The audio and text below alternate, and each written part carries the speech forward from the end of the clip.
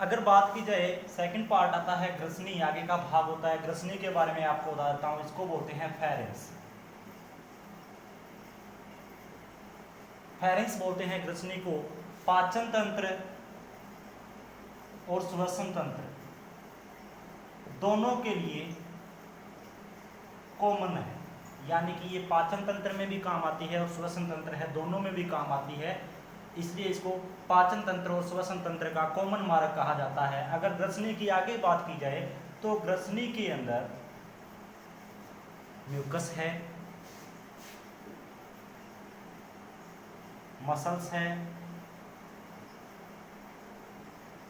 दोनों ही पाई जाती है, मांसपेशियां भी पाई जाती है, म्यूकस भी पाई जाती है। इसके अलावा बॉन और उपास्थि है, ठीक, यानी कि बोन भी पाए जाते हैं और कार्टिलेज भी पाए जाते हैं, यानी कि उपास्थियों के द्वारा, बोन्स के द्वारा, म्यूकस और मसल्स है, इन सभी के द्वारा मिलकर एक चीज़ का निर्माण होता है जिसे ग्रसनी कहते हैं। इसकी जो संरचना होती है वो कीप के समान होती है, यानी कि ऐसी होती है। और ये कीप होती है, इसको आप ऐसे मान लो कि ये वाला भाग होता है, ये श्वसन तंत्र और पाचन तंत्र दोनों के लिए एक जैसा होता है, क्योंकि यहीं पे मुख गुहा खुलती है और यहीं पर जो श्वसन है यानी कि आंतरिक नासा गुहा होती है, यहीं पे खुलती है, इसलिए इसको दोनों का कॉमन मार्ग कहा गया है। अगर बात की जाए बोन की, तो इसके अंदर हायोइड बोन भी है, टेरिगोइड मसल्स भी है,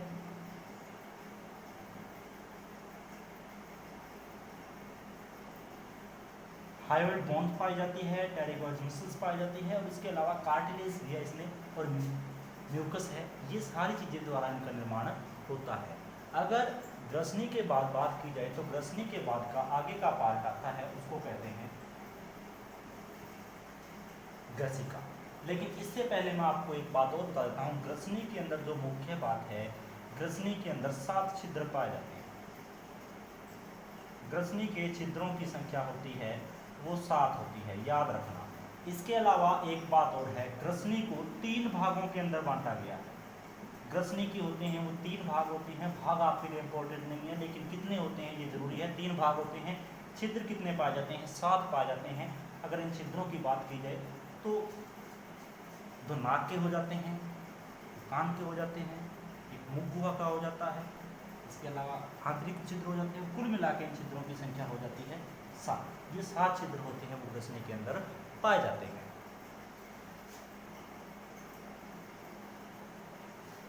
आगे एक पार्ट आता है ग्रसिका, या इसको बोलते हैं ग्रासनाल। इस पार्ट की बात बताता हूँ आपको। इसकी लंबाई देखी जाए तो लगभग 3 से लेकर 3.5 फीट तक की होती है और व्यास की बात की जाए तो व्यास होता है इसका 2 इंच। अगर ये बनी होती किस चीज़ की होती है तो ये म्यूकस और मसल्स यानी कि मांसपेशी और म्यूकस की बनी होती है। इसके अलावा मैंने आपको पहले ही बता दिया था कि पाचन तंत्र का जो रास्ता है जीआईटी होती है, पूरी जीआईटी होती है, गैस्ट्रो इंटेस्टाइनल ट्रैक्ट होती है, उसके अंदर के जो ऊतक होते हैं वो एक समान होते हैं, यानी कि इसके आंतरिक जो संरचनाएं पाई जाती है वो समान पाई जाती है, जिसमें म्यूकस और रेटियोनिका म्यूकोसा, सब म्यूकोसा, रेटियोनिका माइक्रोसा और उनका मस्कुलरेसिस होती है, वो सारी संरचनाएं एक समान पाई जाती है, इसलिए ये मसल्स और म्यूकस की ही बनी होती है।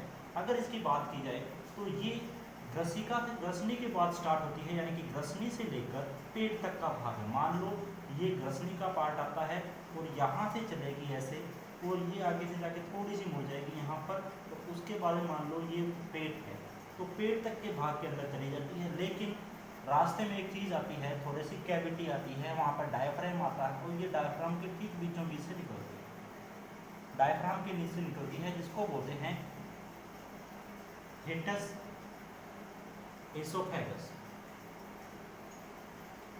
हेटिस बोलते हैं, छिद्र बोल सकते हैं, यानी कि कोई एक अंग को पार करने वाला जो छिद्र होता है उसको हिटस बोलते हैं, इसलिए इसको बोलते हैं हिटस एसोफेगस बोलते हैं। इस एसोफेगस के बाद में ये यहाँ पर स्टोमक के अंदर, पेट के अंदर प्रवेश कर जाती है। जहाँ पर पेट के अंदर प्रवेश करती है वहाँ पर इसका भाग होता है वो थोड़ा सा मुड़ा हुआ होता है। अगर इस ग्रसनी की बात की जाए, ग्रसिका की बात की जाए तो अगर इस ग्रसिका के बारे में आपको और बता देता हूँ, सभी जानवरों की ग्रसिका होती है वो समान नहीं होती है, क्योंकि कुछ जानवरों के अंदर ये व्यास में और लंबाई में छोटी पाई जा सकती है, लेकिन कुछ जानवरों में इसको अनुपस्थित भी मान सकते हो। अगर बात की जाए मुर्गा की, फाउल है मुर्गा, मुर्गे के अंदर यही होती है, वो क्रोप का निर्माण होता है, ग्रसनी होती है, वो क्रोप का निर्माण होता है, वो मुर्गे के अंदर करती है। ये क्वेश्चन पूछा जा चुका है, क्रोप किस जानवर में पाया जाता है, मुर्गे के अंदर पाया जाता है, और यही जो ग्रसिका होती है इसी का भाग होता है, वो क्रोप कहलाता है मुर्गे के अंदर। उसके बाद में पाचन तंत्र का आगे का भाग आता है, जिसको बोलते हैं स्टोमक बोलते हैं।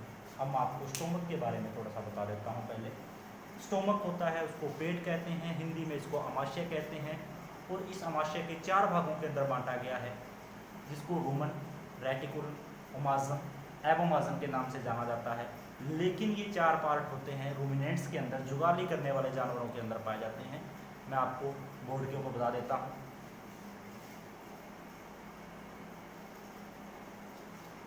अगर बात की जाए स्टोमक की, स्टोमक के अंदर 4 पार्ट पाए जाते हैं। पहला पार्ट पाया जाता है रूमन, रेक्टिकुलम, ओमाजम, एबोमाजम, 4 पार्ट पाए जाते हैं, और ये 4 पार्ट होते हैं वो रूमिनेंट्स के अंदर पाए जाते हैं। नॉन रूमिनेंट्स के अंदर 4 पार्ट नहीं पाए जाते। नॉन रूमिनेंट्स की बात बाद में करेंगे, पहले रूमिनेंट्स की बात कर लेते हैं। पहला पार्ट आता है रूमन, यानी कि जो सबसे बड़ा भाग होता है। उसके बाद आता है रेक्टिकुलम, जो सबसे छोटा भाग आता है, और फिर आता है ओमाजम और एबोमाजम। अगर अपने इनके बारे में खुल के थोड़ी सी बात करते हैं, तो रूमन है एब्डोमिनल कैविटी के अंदर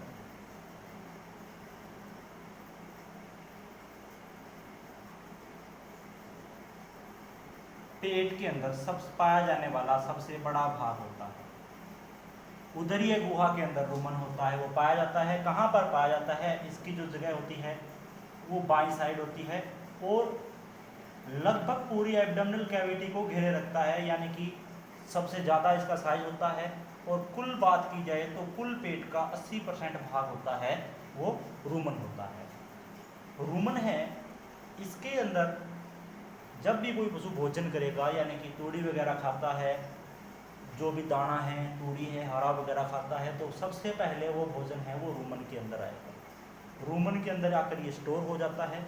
इसकी जो भराव क्षमता होती है, यानी कि इसका जो पेट होता है, आप ऐसे मान सकते हो कि लगभग 130 से लेकर 180 लीटर तक भरने की क्षमता रखता है। इतनी क्षमता इसके अंदर होती है। पूरे पेट की बात कर रहे हैं, अपने अमाशय की बात कर रहे हैं, इतनी क्षमता इसके अंदर पाई जाती है। और इसका 80% भाग होता है वो रूमन होता है। रूमन है, ये बाईं साइड में पाया जाता है, आकार में बड़ा होता है, उधर ये गुहा के अंदर पाया जाता है। और एक खास बात ये होती है कि इसके अंदर कोई भी पाचक ग्रंथियाँ होती है वो नहीं पाई जाती है। पाचक ग्रंथि रूमन में कोई भी नहीं होती है। इसका काम क्या होता है कि यहाँ पर जो भोजन आएगा, भोजन आने के बाद यहाँ पर स्टोर होगा। मान लो ये पेट का भाग है और ये बड़ा पार्ट है इसका,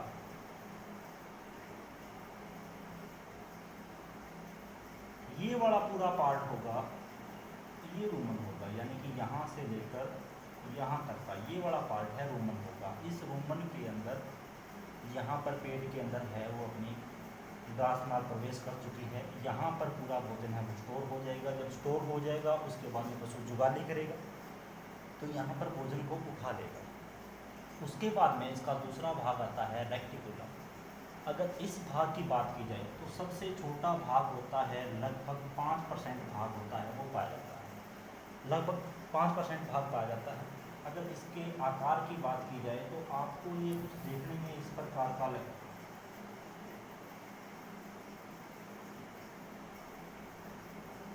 जिस प्रकार मधुमक्खी का छत्ता होता है। मधुमक्खी के छाते के समान इसकी संरचना पाई जाती है, और इसका भी एक कारण होता है क्यों पाई जाती है, क्योंकि इसको कहते हैं कचरा घर। पशु तूड़ी वगैरह खाता है, उसमें किसी प्रकार का भी कचरा आता है तो वो कचरा आता है वो रूमन के अंदर आकर स्टोर हो जाता है, इकट्ठा हो जाता है। मान लो कोई पशु है, पशु ने कोई नीडल खा ली, सुई खा ली, तो ये वो सुई है वो रूमन से आएगी और रूमन से रूमन रेटिकुलो ग्रूव के द्वारा, यानी कि रूमन और रेटिकुलम के बीच में एक ग्रूव पाई जाती है, एक खांस पाई जाती है, उसको बोलते हैं रूमिनो रेटिकुलम ग्रूव कहते हैं। उस ग्रूव के द्वारा ये रेक्टिकुलम में प्रवेश कर जाती है और वहाँ पर प्रवेश करने के बाद ये जाल होता है उस चीज़ को अपने अंदर रख लेता है। अगर इसकी बात की जाए, रेटिकुलम की बात की जाए, तो ये हृदय के डायफ्राम के पीछे और हृदय के जस्ट पास यानी कि हार्ट के बिल्कुल नज़दीक होता है रेक्टिकुलम पाया जाता है। ठीक, उसके बाद में अपने पास आगे का पार्ट आता है ओमाज़म और फिर आता है एबोमाज़म। ओमाज़म वाले भाग की बात की जाए तो इसका साइज होता है वो लगभग 7 से लेकर 8% तक हो सकता है। 7% हो सकता है, 8% होता है, 7 से 8% तक का हो सकता है। और इस पार्ट की एक खास बात क्या होती है कि इसमें जो भोजन होता है उसको काटा जाता है, यानी कि जो भोजन ले लिया, जुगाली हुई, जुगाली होने के बाद भोजन वापस आया, कचरा था रेक्टिकुलम में चला गया, आगे भोजन आया, वहाँ पर आप मान लो ये एक संरचना है, इसको अपने ओमाज़म कह सकते हैं। इसमें मांसपेशियों के ऐसे फोल्ड होते हैं, ये फोल्ड काम क्या करते हैं, भोजन को कुतर देते हैं, यानी कि छोटे और बारीक टुकड़ों में पीस देते हैं और यहाँ पर पीसने के पश्चात भोजन चला जाता है एबोमाज़म के अंदर। ये एबोमाज़म में साइज में भी 7 से 8% हो सकता है, 7 भी हो सकता है, 8 भी हो सकता है। पाचन तंत्र का यानी कि मुख्य भाग होता है, सबसे ओरिजिनल भाग एबोमाज़म को अपने बोल सकते हैं, क्योंकि भोजन का जो वास्तविक पाचन होता है वो यहीं पर होता है, एबोमाज़म के अंदर होता है।